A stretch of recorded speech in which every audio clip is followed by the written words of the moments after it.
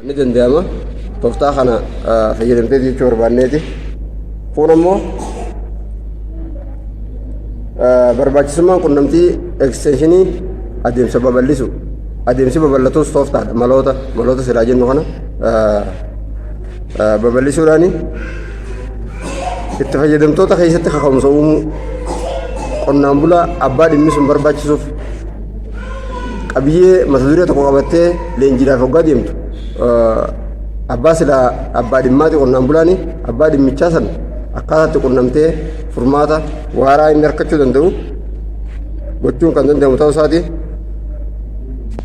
Qonnaan bulaadhaaf ogeessa qonnaatiif leenjii kennuu fi barsiisuu qunnamtii ekstenshinii jechuun qabiyyeen silaa leenjii kanaa jechuudha. Kun ammoo beekumsaa fi dandeettii ogeessa qonnaatii fi kan qotee bulaa dafaa jiran akka cimu taasisuudha. Maloonni qunnamtii ekstenshiiniidha. Karaa meeqanii qunnamtii ekstenshiiniidha hojiirra oolchuu dandeenyame? Maloota sadeen san irratti mariidhaan gabbisaa, waliigalchaa kanarraa hubachuu hin dandeenyes walirraa karoora baafattee dhuunfaadhaan qonnaan bulaa biratti ergaa dabarsuu dandeessu. Kan gareedhaan immoo gareedhaan gurmoositee sagantaa baaftee fi gareedhaan kan qunnamuu dandeessu. Kan immoo maas miidiyaadhaa bal'ina hawaasaarraa kan ka'e kan yeroo gabaabaa keessatti hawaasa bal'aa biraan ittiin gahuu hin danda'amu. Adeemsi qunnamtiidhaa nama lamaa fi lamaa oli kan jechaa turre kunis mariidhaan kan ta'e. Qunnamtiin ekstenshinii qabiyyee bu'uuraa 5 qabaata. Qabiyyeen bu'uuraa 5 madda ergaadhaa, ergaa qaama ergaa fudhatuu fi duubdeebii. Maddi ergaadhaa waan silaa leenjiin irratti hojjechuudhaa deemtu kan irratti leenjiin kennamuudha deemu sanii. Ergaanis yoo fakkeenyaaf hojii qonnaa taate hojii qonnaa keessaa ergaan achi keessaa wanni godhuudha deemtu yoo misooma midhaanii ta'e qabiyyee san kanaaf kana hajuu. Kun ammoo qaama ergaa fudhatu akka keessanitti qonnaan bulaadha maamilli keessan keessanitti dhiyaatu qonnaan bulaa san wanni akkaataatti qonnaan bulaa san bira gahuu danda'u jechuudha. Qaamni ergaa fudhatu kan biraa hin jiru qonnaan bulaadha. Kun ammoo karaa ergaan ittiin dabruu danda'u gareedhaan ta'uu danda'a, dhuunfaadhaan ta'uu danda'a, miidiyaadhaan ta'uu danda'a. Garamiin yoon ergaa kiyya dabarfadheen eenyutti yoon fayyadameen ergaa kiyya dabarfadheen ergaan kiyya qaxxaamuraan qonnaan bulaa kan hunda bira na qaqqabuu danda'a jee kan ogeessi qonnaa bakka sanii ittiin tilmaama keessa galchee hojii isaa milkeessuudhaaf itti dhimma ba'uu jechuu barbaadeeti.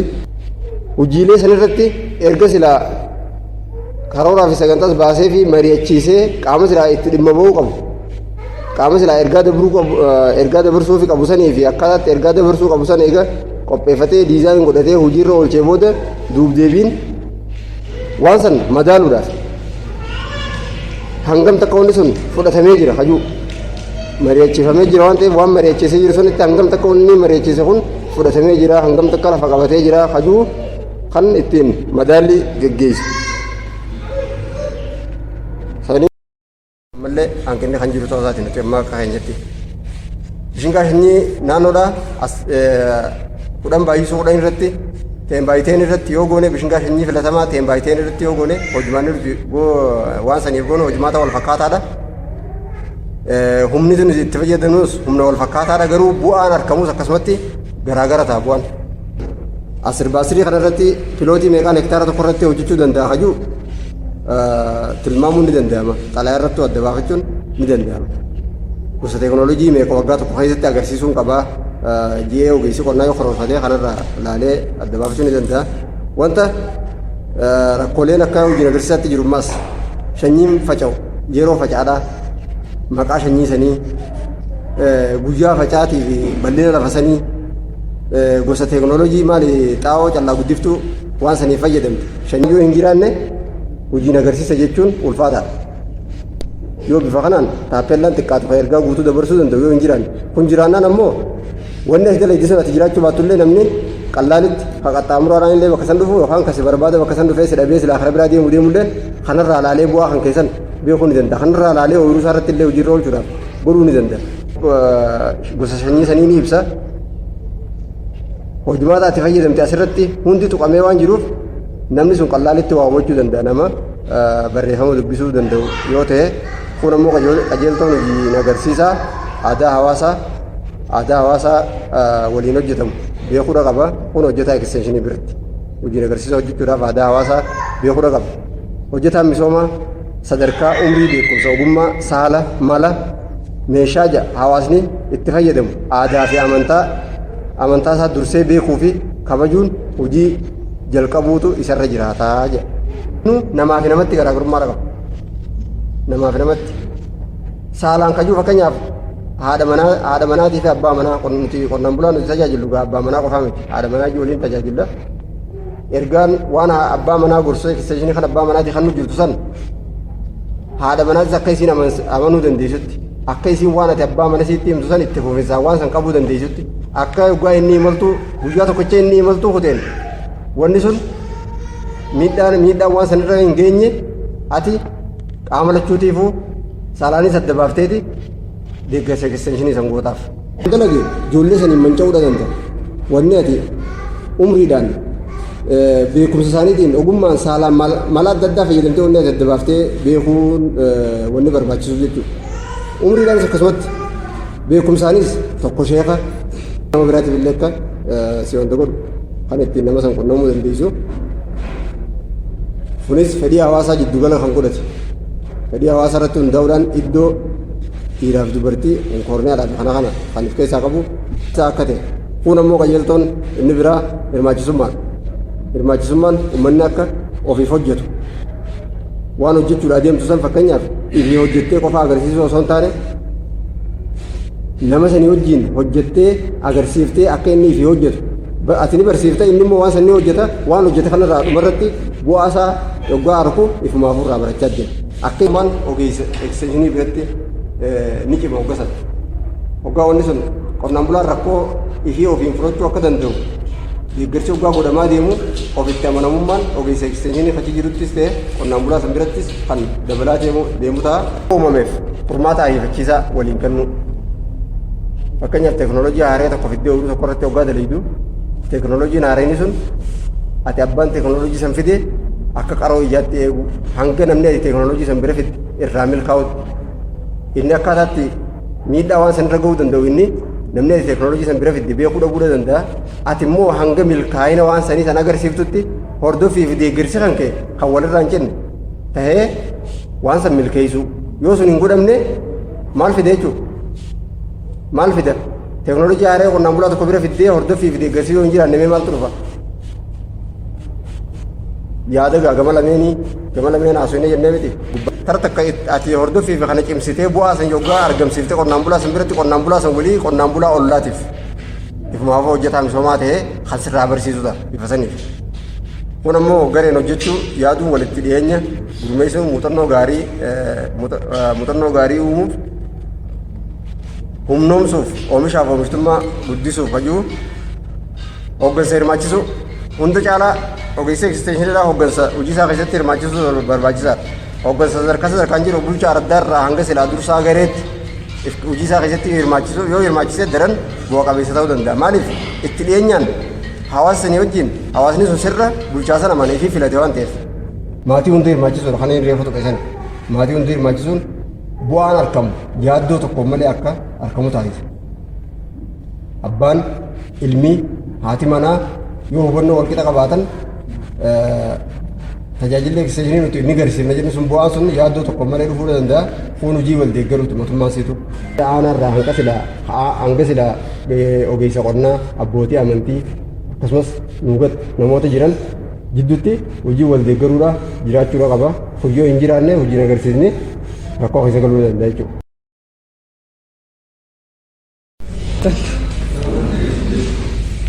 Oomisha boloqqee irratti daddafeetiin ofaa yeroo waan hin qabneef dadhabbii waan isiniif ibsuuf isinirra turuu ilaalla. Innis akkuma midhaanota kaanii seensa qaba, faayidaa qaba, rakkoolee gurguddoo fi agiroo-ekooloojii barbaachisuuf qaba. Akaakuuwwan oomishaa fi mala fooyya'aa barbaadu qaba. Sirna oomishaa midhaaniif gorfamuu qaba. Maloota eegumsa midhaaniitii fi maloota qabinsa oomisha boodaatiis ni qaba jechuudha. irratti bal'inaan oomishama. Amala isaarra guddina isaarratti hundaa'uudhaan gosa lamaa jira boloqqeen. Gosa lameen gaggabaaboo fi yabbataadha. Gosa gaggabaaboo kan jennuun lafa hanqina roobaatii fi kan oomishamuu fi akaakuuwwan dafanii ga'anii jechuudha. Yabbataa kan jennu naannoo rooba gahaatti kan oomishamanii fi dhibee dandamachuu kan danda'an. Adii jira, gurraachaa jira, burree jira. Hanga shanyiitiin ammoo guddaa jiddu galeessaa fi xiqqaa qabaa jechuudha. Atoroota kanneen keessaa hamtuu isin bira jira. Ni mul'atu, isinitti mul'atu hedduu. Hanga kudha takka hanga argantanyaa keessatti itti oomishamaa jechuudha. Sanni laafinnu faayidaa midhaanichaa. Daddaraa kan ayiranii zinkiidhaa fi zinkiin kan badhaadhe ta'uudhaan beekamee jira. Sirna nyaataa mirkaneessuuf ijoollee hanqina nyaataa qabduufis yoo nyaatte jechuudha. Faayidaa guddaa qaba namaatu akkasitti hin beekne malee. Gamsiisuufis faayidaa guddaa qaba. Sharafa biyya alaa waggaatti akka biyya teenyaatti USA doolaarii miliyoona 100 hanga 150 irraa argachaa jirti jechuudha biyyattii. Agiroo ekooloojii isaa irratti lafa akkam facaafayyuu ol qeensa galaanaarraa meetira 1000 irraa hanga 2000 ni oomishama. Qilleensi isaa akkam ta'uu qabu garmalee gadi yoo bu'ee sanyii godhachuu irratti rakkoo qaba. Garmalee yoo oowwees yeroo guddina dheeressu qorraan akka miidhamu godha. Abballee xiqqaachuu fi guddachuun abaaboo harcaasaa ka'umsa dhibeetiif sababa ta'a. Kofa gabaan beekamtii qabu hin jiru gurguratee oomishee akka bishingaa fi waan biraa akka agajii guutuu namni itti leenjee bu'aa kana qabajee itti amanee otuus hin jiru kana hundaaf. Biyyaatti wanni isa fayyadamaa jiramuuf kanaaf jechuudha. Jiddu galeessa saayiziin firii isaa kabiraa koolesteroolii irraas bilisa. Koolesteroolii jechuun waan nyaata irratti dhiibbaa qaama namaarra qaba nyaanni baay'inaanii. Kanarraas bilisa jechuudha. Dhandhamni isaa gaarii qabaachuu fi kanneeniif qabxiilee kanneeniif filatame jechuudha. Haasiin haala mijataa oomisha avokaadoodha yoo ilaallu ol ka'iinsa lafaa giddu galeessaan meetira 1000 hanga meetira 1800ti. Kana keessatti argamne jechuudha. Oomishuudhaaf carraa guddaa qabne jechuudha. Akka aanaa keenyaatti avokaadoo. Haa ta'u malee iddoo qilleensa qabbanaa qabanitti hanga kiiloomeetira 2200 illee biqiluu ni danda'a jechuudha. Ho'iinsa waggaa laallu shanyiileen hanga digirii 2 gaditti biqiluu danda'anillee yoo jiraatan haalli mijataan isaa garuu digirii seentigireedii 12 hanga 38 jidduutti miilimeetira 1100tti ni barbaachisa jechuudha. Amma kana jechuun rooba irratti hedduun xiyyeeffatu jechuudha. Avokaadoon ammoo akka keenyatti miilimeetira kana hin qabnu kummaa iddoo jallisii hin jirutti oomishuu dandeenya jechuudha. Avokaadoo fakkeenyaaf akkana bobbaasaa fi qofa bobbaasaa irratti agirooekoloojii keenyaa wajjin achirratti oomishuu ni dandeenya. Yaanu gosa biyyeeti. Gosti biyyeen avokaadoodhaaf barbaachisu lafti sun meetira 2 gadoo biyyee qabaachuu qabdi jechuudha. Kan dhagaan keessatti hin jiru. Sanirratti hiddisaa hanga meetira 2 lafa gad harkannaan oomishuu ni dandeenya jechuudha. Biyyee salphaa fi pH'n isaa maasii 7 hanga 5 hanga 7 kan ta'e irratti mijaa'aadha avokaadoo oomishuudhaaf. Avokaadoo fi hojmaata isaa akkuma waan kaaniitti innis hojmaata danda'e qaba. Avokaadoon kan jalqabaa gosa sanyii mijataa gaarii ta'e filachuudha. Mijataan gaarii ta'ee akka qorannootti hin bahettis akka biyyaattis kan itti fayyadamaa jiru gosa jaan kana jechuudha. Isaan kunis eessarraa dhufanii argamni isaanii gosa sadeen kana Meeksikoo, Guwaatimaalaa. Gosa sanyii Meeksikoo fi Guwaatimaalaa kunneen bakki isaan itti argamanis jalqaba biyya Ameerikaati. Kun akkuma maqaa irraa hubatamu dhiyaa Hindii hayyuu gara Hindiitti argame. Kun kan itti aanu gosa sanyii mijataa filachuu kuma inni gosti xiqqaalaan Guwaatimaalaa fi dhiyaa Hindii naannoo qilleensaa ho'aatti caalatti kan argamu jechuudha. Amma westi Indiyaan kan jennuun saaliniitiidhaa fi laayimiidhaas lafa dandamachuu ni danda'an jechuudha. Warri aksii diddiimaa kanaan taa'an firiidhaanis yoo taa'u kana fakkaata beekuun nama barbaachisu. Amma gosa daraaraa kan jennu kana AB jee jira jechuudha. Amma ittiin garii fi firuuteedhaa fi haasii fi pinkitan kan warreen ta'in hundinuu gosa daraaraa B jaamu. Misooma boloqqee kanarratti xaa'oo baay'oo fertilaayizara xaa'oo uumamaa xaa'oo lubbu qabeeyyii kanaa wajjin wal qabatee waa xiqqishoo akka gabbina biyyeetti waan maraa ibsinuutu jira. Midhaan luguminas pilaantii yaa'anii wajjin wal qabatu kan raayizoo beem jaamu kanarraa warshaan akka midhaan kun dafee guddina isaa shaffisiisee naayitiroojiinii sila harkachuu qabu sana harkatee oomisha oomishtummaa dabalu warshaatu hojjetama. Wanti kun baakteeriyaadha. Waan sadarkaa laaboraatooriitti hojjetamu waan san qopheessaniitii fi waan kaarbanjaaniin waan gurraattii waan cinee fakkaatu san waan san irratti jiraachisanii jechuudha. Amma sun kun warshatti hojjetama akka carraa ta'e warshaan naannoo Shaawuma jira. Amma Finfinnuma jira warshaan hadhuunfaati fi mootummaatis bakki irraa dhufu achi. Akka hubannootti namni galiin beekamee hooliinis hojjechaa turre akka guddina biyyeetti lafa qindii lama 0.25 dha saacheetii tokko jaaniiti giraama 225 santuutu gahaa jechuudha. Gosa boloqqeetiif gosa midhaaniitiif amma midhaan dheedhii shumburaas ataraas waan hundaafuu akkasii jira. Maashoo misira akkasii jira. Looyiziif illee amma asii jira midhaan zeetaa keessa.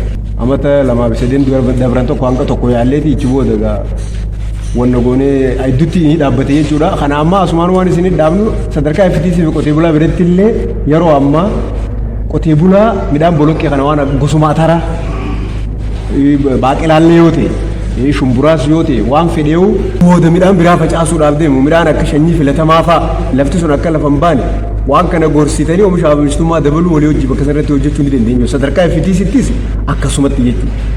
Bakka sanarratti qotee bulaa waan sana akka facaasu midhaan yeroo lama akka oomishu jechuudha. Waan sana akka facaasu isinillee hubannoo kennitanii fi qotee bulaa akkasitti waan san shanyii filatamaa kanarra qopheessitanii amma lafti sun hanga shanyii filatamaa fakkeenyaaf bishingaan dhufutti lafa taa'uu deemtii mi'eeqa turtii beeku booda bishingaa midhaan keenya wajjin facaatu akkasitti dabal kirooppii sana oomishuudhaaf akkasitti isaanitti illee hubannoo kennitanii shanyii akka qopheeffatan taasiftanii fedhii irraa sassaabdanii yoo nutti dhiyeessitan wanti qindii lamaaf gahu qarshan tamin caaltu giraamni 225 san jechuudha. Oomisha oomishtummaa dabaluu keessatti immoo haalaan FTC umar kulleetii fi iddoo baasoo fa'aa FTC iddoo irratti ilaalaa turre haalaan fooyyedha. Garuu hubannoodhaatu gadi hin bu'iin qotee bulaa biratti immoo bira gabbuuftanii fuula durallee waan irratti hojjennu ta'a.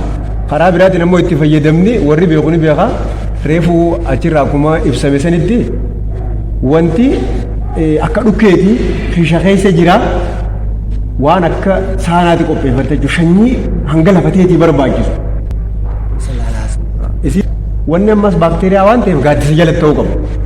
Bakka caayaan sirri jirtu ta'aduun hedduun dhuunfaa jalatti ta'uu qaba. Piroosesiin jennu kun keeshiniin ni banama ilaalama. Keeshinii sun achirratti reefuu keesha xiqqaa tokko jira bareedaa tokko akkana barruu qabu achirratti agarra. Keeshoo itti oomishame baay'ina baakteeriyaa isa keessa jiruutii fi yeroo turtii waan kanaa hunda qabaa jechuudha. Akkaataa saniin ilaalanii bitatan. Wanti baakteeriyaadhaa yeroo dheertuun turu ji'a jaha qofa tura hogguu bittu akkasii bitte jechuudha. Itti yaaddeeti fuula dura ji'a jaha sana akka taa'uu danda'u yeroo si fayyadu saniif akkasii taa'uu danda'u bittaa akkasii qopheessiteeti shanyii hanga sannayitee shukkarri qabsiiftuudha haphee waan akka hapheeti. Waan san akkasitti shanyii hanga silaa gootu sanitti shukkara fallaana lamaan jennu fallaana guddaa lamaan jennu saniif miliitira 300 bishaan san waliin laayiteeti itti goota shanyii wal sigee jechuudha. Eegas isa kana sossoosaa jaal siistamni isaa akkana jaal. Kuntaan harkaan gootu sumaatiif baakteeriyaan uumamaan gootu suma gurraachomsu malee hogguu atarrii laaqamee gurraachomee atarrii hundi isa tuqe xiqqoo hanga jiidhaadha xiqqoo hanga jiinuu wanda juu hanga deeqaa shaniin caallee balliftee gaaddisa jala goota dura lafa qopheeffattee sararaas baafattee goota malee beeki gaa arra tursiiseetiin boru godhaan ta'u wanti yeruma san seentimeetira hanga jaame sanitti buuftee hoggusumatti cuqqaalta akka aduun dhoyine jechuudha.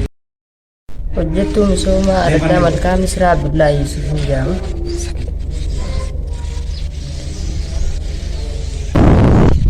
Wanti har'a asitti argamnee jirru leenjii qonna gannaa fi firaasaa asirratti leenji'aa jirra. Sadarkaa aanaatti jechuudha. Wanni ammas leenjiin hubannoo duraan qabnu caalaa cimsannee jechuudha.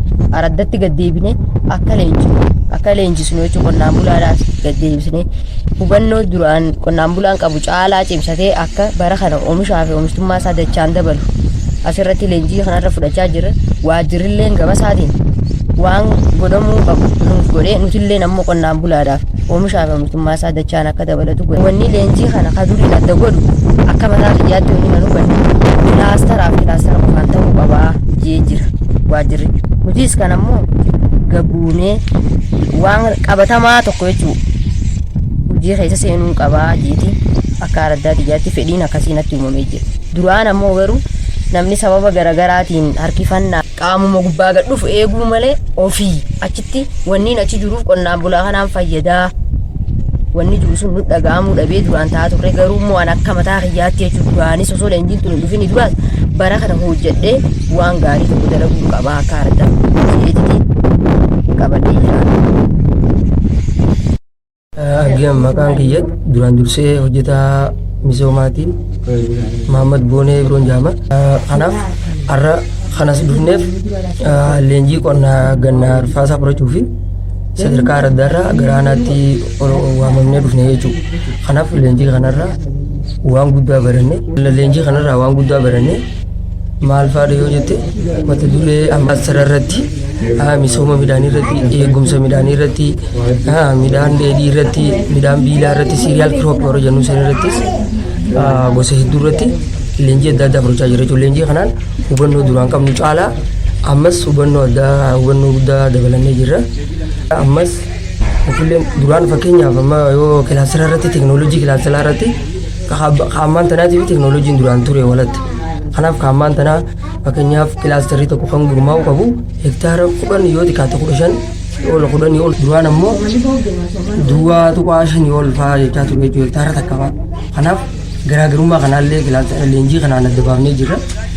Gurmaa'insa qonnaan bulaa keenya akkaataa kilaastaraanitti kilaastartii ijaaramullee leenjii kanarraa hubannoo guddaa argannee jirra jechuudha. Sadarkaa leenjii kanarraa gama kaaniin ammas qonnaan bulaan keenya ni oomisha isaa akkaataa itti kuusuu danda'u istoor godhuu irratti qabiinsa midhaanii irratti qonnaa ture. Kanaaf ammoo akkaataa hubannoo asirraa arganne kanaan sadarkaa araddaatti nutis gabbuunee leenjii kana bifuma kanaan leenjii kanninee kanaan boodas ammoo hojii qabatamaa maasii qonnaan bulaa irratti illee appilaayii goona yaada dhiyoo qabu jechuudha. Maqaan kiyya Faamishaa wajjin jedhama. Itti gaafatama waajjira qonna gandaa sadarkaa zoonii Morqolleeti. Leenjii qonna gannaa paakeejii guutuu akka Oromiyaatti ogeessa waajjiraa sadarkaa naannootti deemanii leenjii guyyaa muraasaa fudhatan san. Leenjii kanuudhaaf leenjii guyyaa 3 kan jalqabne ta'uu isaati. Leenjiin keenya leenjii paakeejii guutuu qonnaati. Kana keessatti qonnaan bulaaf ogeessi qonnaa sadarkaa baadiyyaatti haala inni kan tajaajila kennaa jiru leenjii gahaa jechuudha kan nama jira jechuudha. Kana guyyoonni paakeejii guutuu paakeejii qonnaa qabu san bifa wal fakkaatuun qonnaan bulaan kun akka hubannoo gahaa argatuun ogeessinis garaagarummaa ogeessa bira jiru san dhiphisuudhaaf ogeessi akka wal fakkaatu taasifamee sadarkaa gadi bu'ee hojjetama. Kana keessatti malee wanni guddaan bifa leenjiin kun adda isa godhu hojii kilaastaraatiif xiyyeeffannaan kennameeti. Hojii kilaasteraa kana keessatti haalli dur qonnaan bulaan keenya bifa aadaatiin facaasu san teekinooloojiidhaan ammayyeessee akkamitti qonnaan bulaan kun ijaaramee hoggansa godhatee hoggansa kilaasteraatiin qonnaan lafti teenya guututti kilaasteraan uwwifamuu dandeessu waan jedhamuurratti bifa dur caalaa bifa adda ta'een amma kan namaa jira jechuudha. Kana keessa wanni ilaalamaa jiru callaa guddistuutti illee xiyyeeffannaan kennamee akkamitti callaa guddistuu yeroo ammaa kana hanqinni callaa guddistuu akka biyyattiitti akka naannoo keenya qunname kan kompoostii qonnaan bulaan keenya qonna gannaa fi afraasaatti kompoostii akka fayyadamuu danda'a. Qonna gannaa keessatti illee akka fayyadamuu danda'a. Akkasumas jallisii wajjin wal qabatee aanaa keenya keessatti bishaan xiqqaa jiru kana jallisiitti akka qonnaan bulaan keenya fayyadamuu danda'a. Kilaasteraan ijaaramee jedhamu san tarsiima mootummaan ammaa akka naannoo Oromiyaa qabatee dhimma qaqqabatee wajjin qabatu aanaa keenya keessatti fuuldura wajjin akka leenjii kana ba'ameen hojjechuudhaaf illee qonna afraasaa wajjin wal qabatee kan karoorfame ta'uu isaati leenjii keenya kan fudhachaa jiru jechuudha. Waliigalatti akka zoonii Morqolleetti hojjetaan araddoota 4 jira. Araddoonni 4 sun hojjetaa misoomaa 9 jira. Hojjetaan misoomaa 9 kun bifa wal fakkaatu garaagarummaa FTT wiirtuu leenjii qonnaan bulaatii fi wiirtuu leenjii qonnaan bulaa jirtu san haphisuudhaaf leenjii kana irratti hubannoo wal qixa qabatanii hojii agarsiisaa sadarkaa qonnaan bulaatti sadarkaa FTTtis haala wal fakkaatuun muuxannoo dabarsuu danda'uun akka hojjetamuuf hojjetaa keenya jiru leenjii hundinuu seenee jira jechuudha. Leenjii kana akkaataa garaagarummaa isaan jirtutti dhumumne akkamitti leenjii kana fudhatanii hojii jijjiiruu danda'an jedhamu san leenjiin gahaan kan nama jiru. Akkasumas boqonnaa qophii keessatti amma wanni raawwatamu qabu sadarkaa maasaa qonnaan bulaatii fi sadarkaa FTTtti boqonnaa qophii karoora baafatanii dhaabbatanii gabaagama torbee 2 gabaagamni gaggeeffamaa deemu jechuudha. Gabaagama gaggeeffamu hanqinni iddoo kamitti saayitii kamitti mudatee hanqina san immoo akka hin furuu danda'amu jedhu hanqina hubannootii fi hanqina deeggarsaa hordofuu illee kan namaa jira jechuu gama keenyaan jechuudha. Sadarkaa waajjiraatti qindooyitee yeroo gabbuutee deeggarsaa hordofii taasisaa jiran kan duriin adda ta'uu isaati jechuudha. Kana maaltu duriin adda isa godhe jennee yoo ilaallu barana naannoo Oromiyaa bifa adda ta'een hojii kilaasteraa si'ee paakeejii qonnaa guutuu kan akka qonnaan bulaan fayyadamu taasisuudhaaf xiyyeeffannaan kan namni deemamaa jira jechuudha ta'uu isaati jechuudha. Paakeejii guutuu ta'uu qaba jennee kanarratti amma wanti sila qonnaan bulaan kun hanqina xaa'oodhaa yoo isa mudate yookaan ammoo xaa'oo nama bitachuu hin dandeenye achi keessatti kan nuti lafa ol daangessuun keessatti nama xaa'oo bitachuu hin dandeenye haa ta'u yoo ta'e achi keessatti gufuu hin ta'u yookaan ammoo isa san wanti deeggaruu dandeenyu maaltu jira. Irra hedduu lafti ulaagaa kilaasteraa guutuudha hektaara 10 ol yoo taate kilaastera ulaagaa ni guutaa iyyaana namni 30 dirqama guutuu qaba yoo 30 guutuu taate kilaastera ta'uu hin danda'u kanuma gaafanii. Haala qabatamaa zoonii keenya naannoo sanatti kilaastera akkaan asirraa hubatatetti waliin ni deema. Itti fayyadama kompoositii fi kilaastera irratti immoo isteeppiin ilaangaa shanyii intarpiraayizii shanyiitiif hanga warshaatti kilaastera guddachuu asirraa hubannoon naa galtetti jenna. Shanyii filatamaa fi teekinooloojii qonnaatii fi akkasuma qophii qonnaatii hojii wal qabatee ilaa hanga teekinooloojii barbaachisu fayyadamsiisuutti qonnaan bulaa sana. Nuti beekee ogeessaa as dhufne malee asirraa gorsa fudhanna achi gadi qonnaan bulaa irratti dalagi. Uleen guddoon ta'uunumaa akka artee uumaan beekneetiin ogeessa beekneetiin kan cafatinuu waan taate jecha fakkeenyaaf akka zoonii gadiitti akka yooniin gaan hubannoo kiyyaa ifannummaan ogummaa ilaa hanga ta'e malee qonnaan bulaan achiisuun dipeendii on gargaarsaadha gargaarsa hin jennu nuti imma leenjii fudhannee jennu nuti imma. Sammuumaan qonnaan fayyadamee jira teekinooloojii qonnaa san fayyadamsiisu itti jirraas beekan haasofni hundumaa nu cabsinu malee wal darbinee xaa'oo fayyadamee shanyii filatamaa fayyadamee roobee jiraate faddisi kun gargaarsa Itoophiyaatu kan walnalisi akka kiyyatti hubannoo kiyyaatti. Kilaastera naannoo taate malee baruma kan ammaan akka ogeessatti hirmatutti imma kilaastera naannoo taate malee akkaataan isaan nu gole akkaataan sila amma kilaastera ittiin gurmaa'uu qabu akka qonnaan bulaa kan ittiin jeesisuuf gartee ittiin milkeessuu qabnu kun nu golee jira. Qonnaan bulaan kun nu fayyadamuu irratti agarri iddoo akka zoonii gadi sanitti akkamii yaadu jechuu barbaade. Kila gisee uuman gaafatamu sanu akka naannootti hin gabaasamu. Kilaastera yeedii fi dhamanii dubbachuu barbaade gaafiidha. Wanni sun takka ta'uu qabeen hanga baaraayitiitti jechuudha. Boqqolloo yoo ta'es hanga baaraayitiitti tokko ta'uu qabeen kilaastera sana irra wanni jiru. Achirratti amma sanyii sanoo argachuu irratti sanyii sun tarii immoo bishingaa naannoodhaa yoo ta'e qotee bulaan kan gosa gosaa qaba jechuudha bishingaa kana. Kunillee bishingaa naannoo keenya yoo ta'e wal jijjiiruu yoo danda'ame sanyii silaa paakeejii guutuu godhuudhaaf sanyii filatamaa sanoo argachuu irratti. Hubannoo leenjii ati kan itti keessatti anaaf naa deebitee jirti. Garaagarummaa ijaarsa isaatii fi haaluma bal'ina lafaatii fi qotee bulaa hedduutu ture amma akka komaandii poostiitti ogeessa keenya keessa ati hanga tokko fooyyete jeetii yaadaa yoo hubannoon qabaanne illee bakki tun akka cimuu qabduu fi yaani akka kiyyatti amma dura beeki ammaan tanaa osoo hin taane amma dura kilaastera qashanyii filatamaatii fi qashanyii naannootis jennee qabna.